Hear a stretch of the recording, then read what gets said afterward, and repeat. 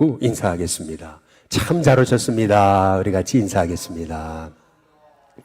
우리 한 번 더 옆에 뒤에 분하고 인사하겠습니다. 오늘도 승리하셨습니다. 우리 같이 인사하겠습니다. 우리 마지막으로 함께 인사하겠습니다. 기도의 파수꾼이십니다. 우리 같이 인사하겠습니다. 오늘 이 새벽 새로운 숨을 쉬게 하신 하나님이 저와 여러분에게 또한 새로운 계획이 있으셔서 이렇게 새날을 살게 하신 줄로 믿습니다. 오늘도 꿈꾸게 하신 하나님, 그 하나님의 꿈이 무엇인지 발견하고 또 하나님의 도구로 쓰임받는 저와 여러분이 됐으면 좋겠습니다. 오늘 여기 스가랴서를 보면 4장 1절에 내게 말하던 천사가 다시 와서 나를 어떻게 했다 그럽니까? 깨우니라고 이렇게 말씀합니다. 마치 자는 사람이 잠에서 깨어난 것 같다 이렇게 말씀하고 있습니다. 스가랴서에는 7가지 비전, 7가지 환상이 나옵니다. 그런데 그 환상 중에서 가장 핵심이 되는 환상은 우리가 오늘 함께 읽은 스가랴서 4장에 나오는 이 환상입니다. 다시 말해 이 환상을 깨달아야 스가랴 전체의 말씀을 이해하게 되는 거죠. 그런데 오늘 이 환상을 시작할 때 4장 1절 말씀처럼 내게 말하던 천사가 다시 와서 나를 깨웠다 이렇게 말씀하고 있습니다. 우리가 기도 파수꾼 운동을 하고 있는 이유는 잠자는 우리의 영이 깨어나기 위해서입니다. 우리가 깨어 일어나야 이 땅에 어두운 가운데 있는 영혼들이 우리 안에 있는 주님의 빛을 보고 일어날 수 있을 것이기 때문에 그렇습니다.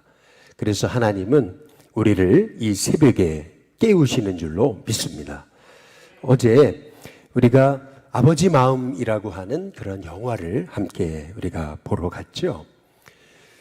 그런데 영화가 딱 끝났는데 우리 교인 어떤 분이 이제 그런 얘기를 하시더라고요. 영화에 나온 그 시대에 본인이 사셨고 또 그때 서울에 계셨다는 겁니다. 그런데 나는 그렇게 아이들이 죽어가는지를 몰랐다고 그렇게 이제 얘기를 하시는 거죠. 근데 그런 광경을 한 번도 본 적이 없다고 이제 이렇게 얘기를 하세요. 그렇죠. 우리가요, 이 땅에 죽어가는 영혼이 있음을 볼 수 있다는 거. 여러분, 그것은 사명이 있어서 하나님이 저와 여러분에게 분명히 이 땅에 죽어가는 영혼이 보이게 하시는 거고, 또 죽어가는 영혼이 있음을 깨닫게 하시는 거고, 또 죽어가는 영혼이 있음을 우리에게 알게 하시는 거죠. 여러분이 여러분의 마음속에 끊임없이 하나님께서 이렇게 이 땅에 죽어가는 영혼을 향해서 갈급한 심령, 그 심령을 주시는 그런 마음이 있다면 그것은 단순한 부담감이 아니고 저와 여러분을 향한 하나님의 음성인 줄로 믿습니다. 그런데 그렇게 아이들이 죽어가는데 그 죽어가는 아이를 살리고자 결단하고 일어선 사람은 뜻밖에도 우리 한국 사람이 아니었잖아요. 외국에서 온 한 사람의 이방인이었던 거거든요. 우리 민족이 아니에요. 우리 민족 사람이 아니고 미국에서 한국 땅에 와서 선교하시던 한 명의 선교사님이 이 땅에 그 죽어가는 아이들을 보면서 정말 가슴에 안타까움을 품고 자기 미국으로 돌아가서 자기 그 지하에 지하실을 개조해가지고 사무실을 열고 거기서 시작한 게 제 컴패션인 거죠. 뜻밖에도 우리 민족의 사람이 일어난 게 아니고 이방인 한 사람이 일어났을 뿐인데 우리나라에 그 많은 10만의 고아들이 일어나게 될 수 있었다라는 거 여러분 우리가 생각해 보게 되면은요 우리 안에 사실 하나님의 이 꿈을 꾸게 하시는 거 이 많은 사람이 꾸는 게 아니에요. 한 사람이 하나님의 꿈을 꾸고 한 사람이 그 꿈을 갖고 일어서기 시작할 때 하나님은 분명히 이 땅에 놀라운 변화를 허락해 주실 줄로 믿습니다. 그런데 우리가 한 가지 오해하지 마셔야 되는 게 있어요. 그게 뭐냐면은 우리가 지금 기도 파수꾼 운동을 하고 있습니다. 그리고 우리 일신교회가 다음 세대를 위한 꿈을 꾸고 또 터전을 만들고 하자고 말씀을 드리는데 이건 뭔 대단한 업적을 이루려고 하는 게 아닙니다. 착각하시면 안 됩니다. 뭐 윤동규 목사가 유명해지려고 이 일 하는 거 아닙니다. 뭐 대단한 일을 이루기 위해서 이 일을 하는 거 아닙니다. 여러분 그렇게 보시면은 하나님이 그 길을 막으십니다. 하나님이 원하시는 우리가 해야 될 일은 뭐냐면은요, 이 땅에 죽어가는 영혼을 향한 그 주님의 안타까운 마음, 그 피 끓이시는 마음, 여러분 그걸 이해해야 됩니다. 얼마나 죽어가는 영혼들이 이렇게 죽어가는데 우리는 다 잠들어 있잖아요. 우리는 잠자고 있잖아요. 다 자기 관심밖에 없잖아요. 그 영혼을 향한 주님의 마음 다 잃어버리고 있잖아요. 다 우리의 마음은 세상에 가 있잖아요. 그냥 우리의 인생의 목적, 그것이 다 세상 쪽에 가 있잖아요. 우리가 다시 깨어 일어나야 되는 이유는 뭐냐면은 이 땅에 죽어가는 영혼을 향한 그 주님의 마음을 품고자 우리가 일하자는 거지. 뭐 대단한 업적, 뭐 일신교회가 그 커지면 뭐예요? 뭐 굉장히 뭐 사람들이 몰려와서 엄청난 사람들이 오고 그것 되면 뭐 하는 거예요? 그게 아니에요. 무슨 업적을 이루자고 일하는 게 아니고요. 생명 살리자고, 주님의 꿈을 꾸자고. 우리 주님이 말씀하시잖아요. 내가 누구를 보내며 누가 우리를 위해 갈고. 그때 이사야가 얘기하잖아요. 주여 나를 보내소서. 주여 나를 보내소서. 여러분 그 마음으로 일하자는 거지. 뭐 일신교회가 대단한 뭐 대형교회가 되고 그거 아니에요. 저와 여러분이요 착각하시면 안 돼요. 어떤 업적을 이루려고 대단한 일을 하려고 그거 아니에요.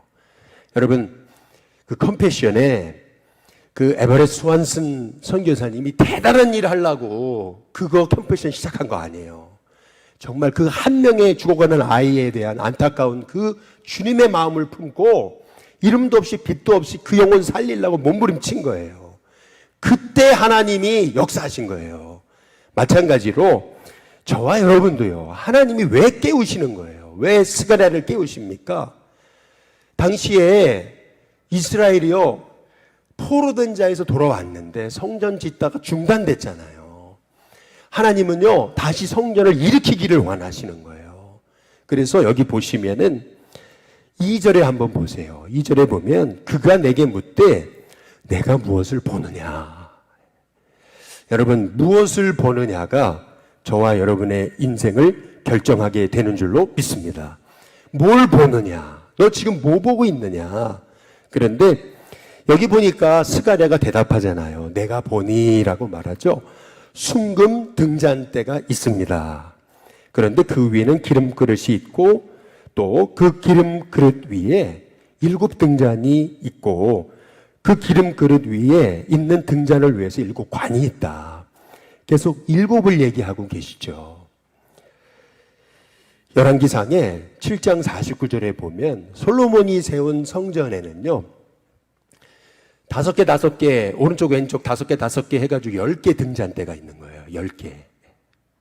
그런데 여러분이 출애굽기 25장 37절에 보시면은 성막에 세워진 이 등잔대는요 7개가 있습니다. 등잔대가 7개가 있는 거예요. 지금 하나님이 스가랴에게 보내주신 이 환상의 핵심, 그거는 이 등잔대에 있는 거거든요. 7 등잔대. 그러면은 이 7이라는 게 뭔가? 왜 10개가 아닌가? 솔로몬 성전에 있던 10개의 등잔대가 아니고 왜 7개인가? 여기에 우리가 주목해 볼 필요가 있어요. 근데 그 7개의 등잔대는 어디 있던 거냐면은 광야의 성막에 있던 등잔대인 거예요. 이것이 뭘 의미할까요? 결국요, 하나님이 이스라엘 백성들에게 원하시는 거는요, 이스라엘 백성이 광야 40년 동안 그 광야 생활에 승리할 수 있었던 원인은 뭐냐면은 그거는 성막에서 주시는 하나님의 은혜, 그 성막에서 부어주시는 그 하나님의 그 물 붓는 그 은혜 때문에 이스라엘 백성이 광야 생활 승리한 거거든요. 다른 거 없어요. 우리 한국교회가 여기까지 온 거, 그것은 뭐냐면은 그 어려움 중에도 한국 사회가 하나님의 은혜가 우리 하나님의 믿는 성도들에게 부어진 거잖아요. 어렸을 적에 기억해요. 여의도 광장에서 정말 앉을 자리 하나 없이 신문지 깔아놓고 거기 무릎 꿇고 기도하는 그 자리에 저도 있었어요. 근데 그때를 생각하면요, 얼마나 그 여의도 광장 넓은 자리에 사람들이 은혜 한번 받아보자고 그것도 돗자리도 없어요. 그냥 신문지 하나 깔아놓고 거기 무릎 꿇고 기도하던 거 저 기억이 나요. 부모님 손잡고 따라가가지고 거기에 무릎 꿇고 은혜 받자고 말이에요. 그 떼학볕에 말이에요. 거기 앉아가지고 은혜 받으려고 그 여의도 광장 아스팔트 그 위에서 무릎 꿇고 기도하던 거 말이에요. 결국에는요, 하나님이 스가랴를 통해서 보여주시는 이 환상은 뭐냐면은 결국 이 이스라엘이 살려면은 그 성소의 은혜, 성전에서 흘러나오는 그 과거 광야 생활 동안에 주셨던 그 은혜, 그 순금 등잔대가 의미하는 게 뭐예요? 등잔대, 빛을 밝히는 거잖아요. 이 세상이 어두워요. 근데 그 어둠을 밝히는 빛은 성소에서 흘러나오는 주님의 빛인 거예요. 그래서 우리 하나님이 스가랴에게 이 순금 등잔대, 성소에서 주님의 빛이 비춰지는 그 환상을 보여주시는데, 그 순금 등잔대가 솔로몬 성전에 5개, 10개 등잔대가 아니고 성막에 있던 7개 등잔대를 하나님께서 보여주시는 거거든요. 결국에는요, 하나님의 은혜가 성전에서 흘러나가야 돼요. 하나님은요, 그래서 지금 스가랴를 통해서 중단된 성전을 다시 세워라 라고 말씀하고 계시는 거죠. 그런데 오늘 여기 보면은 순금 등잔대가 있고, 그 다음에 3절에 보니까 등잔대 곁에 2개의 감람나무가 있대요. 2개의 감람나무. 여러분, 이 2 감람나무가 뭘까? 이 2 감람나무를 어떻게 해석하느냐에 따라서 이단이 되기도 하고 정통이 되기도 하는 거예요. 이 2 감람나무를 신천지에서는 어떻게 해석을 했었냐면은, 이 1개의 감람나무는 이만이고 1개의 감람나무는 홍종효라고 얘기했던 거예요. 이 사람 죽었어요. 이 2 감람나무, 감람나무가 얘기하는 게 뭡니까? 감람나무는요, 천년을 사는 거예요. 올리브나무예요. 그래서 이 감람나무는 기름을 짜내죠. 감람나무에서 나오는 기름이 있어야, 그래야 이 순금 등잔대에 빛을 밝힐 수 있는 거거든요. 2 감람나무, 이게 얼마나 중요한지 몰라요. 근데 이 2 감람나무가 뭐냐는 거예요. 오늘 여기 성경에는 스룹바벨과 여호수아를 상징하잖아요. 그런데요, 사실 2 감람나무가 뭘까 생각해 보니까요, 우리가 사도행전 15장에 보면은 예루살렘 공의회가 열렸죠. 그리고 딱 판결을 내리고요, 그리고 편지를 보내는데, 주님의 제자들 사도와 예루살렘 교회가 뭐라 그러냐면, 뭐라고 판결을 내리는 거냐면, 마지막에 성령과 우리예요. 성령과 우리. 성령과 우리. 다시 말하면, 여러분, 이 올리브나무, 이 증인, 2 증인, 이 1개의 올리브나무, 이 뭘 의미합니까? 성령을 의미하는 거예요. 성령이고요, 그 성령과 함께하는 우리 말이에요. 우리를 통해서 성령님이 우리와 함께 동행하여 주심을 통해 우리는 주님의 도구가 될 뿐이고요, 성령님이 나를 이끌어 가셔가지고요, 결국 이 어두운 시대를 밝히는 하나님의 종으로 우리를 쓰시겠다고 하신 것이 아닌가라고 하는 그러한 마음을 갖게 되는 거예요. 여기 보면은 이 스가랴가 이 환상의 의미를 천사에게 묻잖아요. 여기 보면은 4절, 내게 말하는 천사에게 물어 이르되 주여 이것들이 무엇입니까? 그때 5절에 천사가 얘기하죠. 내가 이것들이 무엇인지 알지 못하느냐. 그때 스가랴가 말하죠. 내 주여 모르겠습니다. 그런데요, 이 주의 천사가 스가랴에게 뭐라고 얘기를 하냐면은 이렇게 얘기합니다. 여호와께서 스룹바벨에게 하신 말씀이 이러하니라. 만군의 여호와께서 말씀하시되, 그 다음 한번 같이 한번 읽어보시죠. 같이 읽습니다. 함께 읽습니다. 시작. 이는 힘으로 되지 아니하며 능으로 되지 아니하고 오직 나의 뭘로 돼요? 영으로 되느니라. 주님이 이 성전을 다시 세우시는 거는요, 우리의 힘으로 되는 게 아니에요. 우리가 하는 거 아닙니다. 우리의 능으로 되는 거, 능력으로 되는 거 아니에요. 돈으로 하는 거 아니에요. 인맥으로 하는 거 아니에요. 이거요, 우리의 힘으로 하는 거 아니에요. 오직 나의 영으로, 성령으로, 성령님이 하시는 겁니다. 저는 믿습니다. 일순교회를 주님이 세우셨다면 주님이 일순교회를 통해서 하시고자 하시는 그 일을 성령님이 이루어 주실 줄로 믿습니다. 그래서 성령님께 우리에게 붙잡히기 위해서 우리가 이렇게 기도하는 거죠. 누가 그런 얘기 하시더라고요.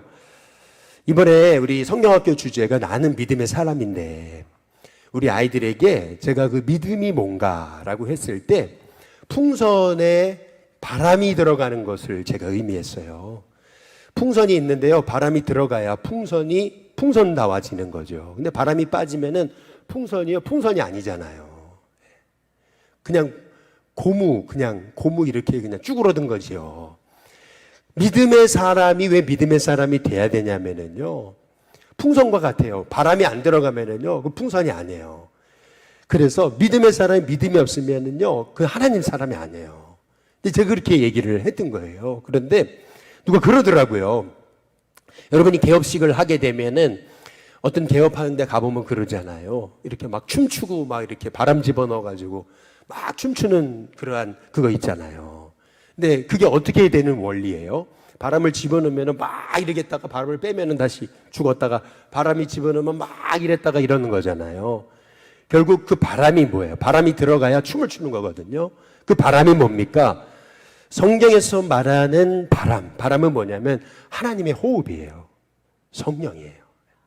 루아흐, 주님의 호흡, 성령. 우리에게 호흡이 떠나면 난 죽는 거예요. 그러니까 결국 이 하나님의 호흡, 숨, 성령이 있어야지만이 죽었던 영혼이 다시 살아나고요. 넘어졌던 영혼이 다시 일어나는 거거든요. 그래서 성령이란 다시 살리시는 힘인 거예요. 성령이란 다시 일으키시는 힘인 거죠. 그래서 이 교회에 누가 일으키시는 거예요? 성령님이 일으키시는 거예요. 이는 힘으로 되지 않아요. 능으로 되지 않아요. 이게 돈으로 하는 거 아니에요. 인맥으로 하는 거 아니에요. 이거요, 우리의 힘으로 하는 거 아니에요. 성령님이 하십니다. 성령님이 이루어 가실 겁니다. 성령님이 하나님의 사람을 일으키시고 할 수 있도록 힘을 주시고 성령님이 모든 지혜도 주시고 성령님이요, 계획하신 일이라면 성령님이 해나가게 하실 겁니다. 여러분, 우리에게 그러한 믿음이 있어야 되는 줄로 믿습니다. 그렇다면 주님의 일을 감당하는 사람에게 필요한 마음가짐은 뭐냐면은 그게 7절이에요. 7절에 보면 큰 산아 내가 무엇이냐, 내가 스룹바벨 앞에서 평지가 되리라.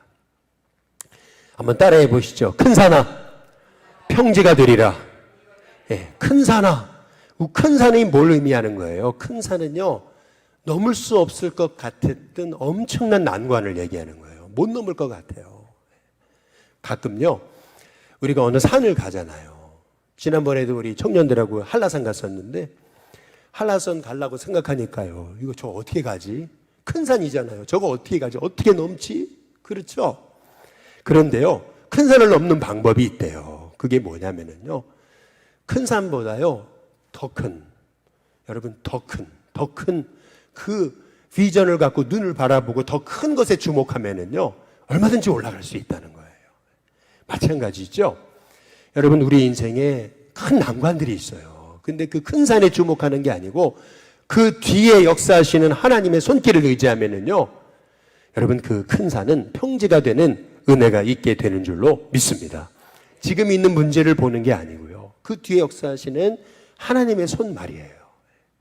내가 붙드는 하나님의 손, 내 손보다 나를 붙드시는 하나님의 손이 더 큼을 바라보면서, 여러분, 우리에게 필요한 것은 뭐냐면요, 선포하는 거예요. 큰 산아, 내가 무엇이냐? 주님의 종 앞에서 너는 평지가 될 거다. 여러분, 그렇게 선포하셔야 됩니다. 큰 산아, 내 인생에 있는 이 큰 산아, 너는 평지가 될 것이다. 여러분, 그 믿음으로 나아갈 때 하나님께서 저와 여러분을 통해 하나님의 뜻을 이루실 줄로 믿습니다. 그런데 오늘 여기 7절에 보면 그가 머릿돌을 내놓을 때에 무리가 외치기를 은총이 그 다음 뭐예요? 그에게 있을지어다 라고 이렇게 말씀합니다. 여러분, 여기서 그에게 있을지어다 할 때 그는요, 놀랍게도 스룹바벨이 아니에요. 그에게 있을지어다 라고 얘기해요. 사람들이 은총이 그에게 있을지어다, 은총이 그에게 있을지어다. 그런데 이게요, 그가 누구냐면은요, 그가 이게 스룹바벨이 아닙니다. 왜냐하면은 그는 히브리어 단어로 3인칭 여성 단수를 썼어요. 만약에 그게 스룹바벨이면 3인칭 남성 단수를 써야 되는데 3인칭 여성 단수를 쓴 거예요. 근데 그 이유가 뭘까요?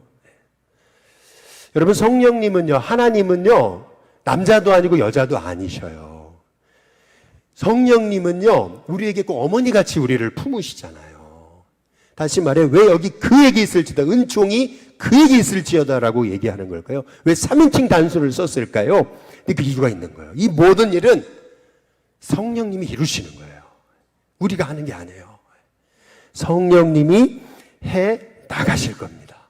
그래서 9절에 보면은 이렇게 말씀하는 거죠. 스룹바벨의 손이 이 성전의 기초를 놓았은즉 그의 손이 또한 그 일을 그 다음 뭐예요? 마치리라. 너희 속에 착한 일을 시작하신 하나님께서 그리스도의 예수의 날까지 이루실 줄을 우리가 확신하노라.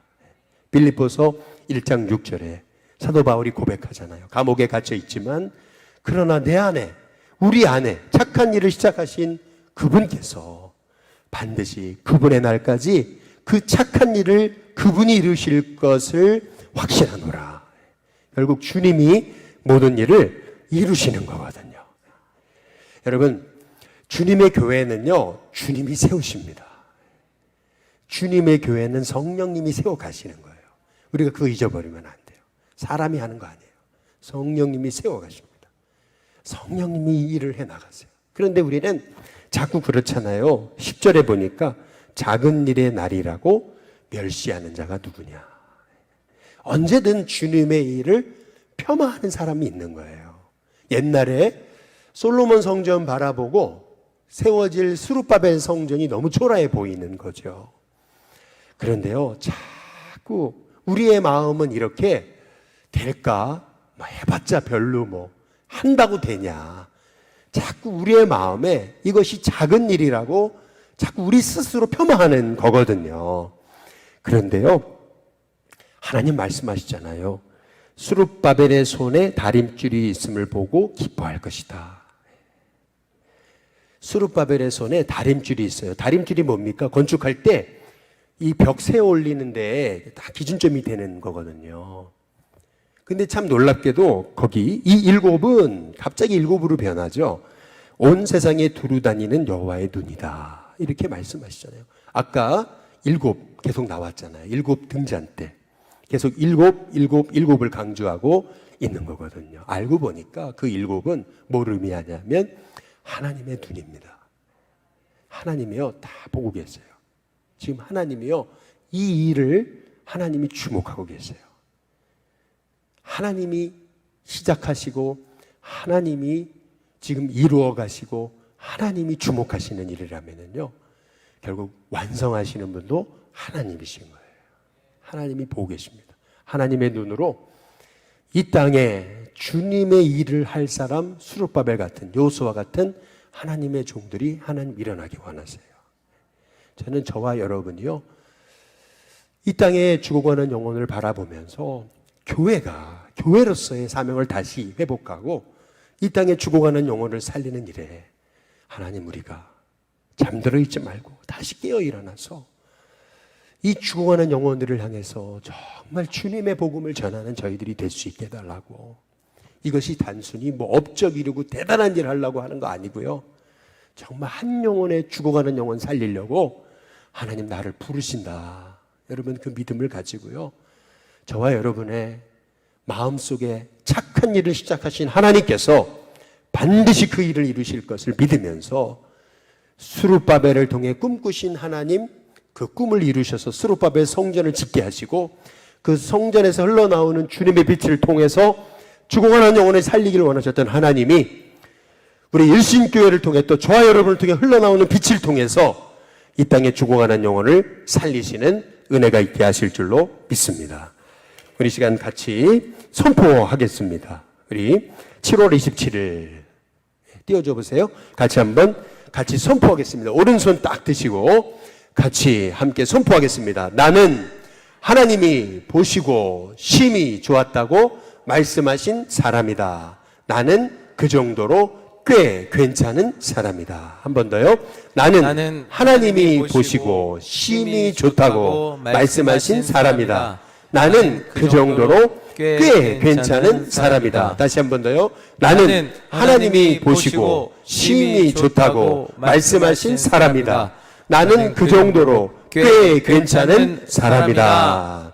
할렐루야. 아멘. 우리 시간 같이 우리 비전 찬양 부르시고 우리 함께 기도하겠습니다.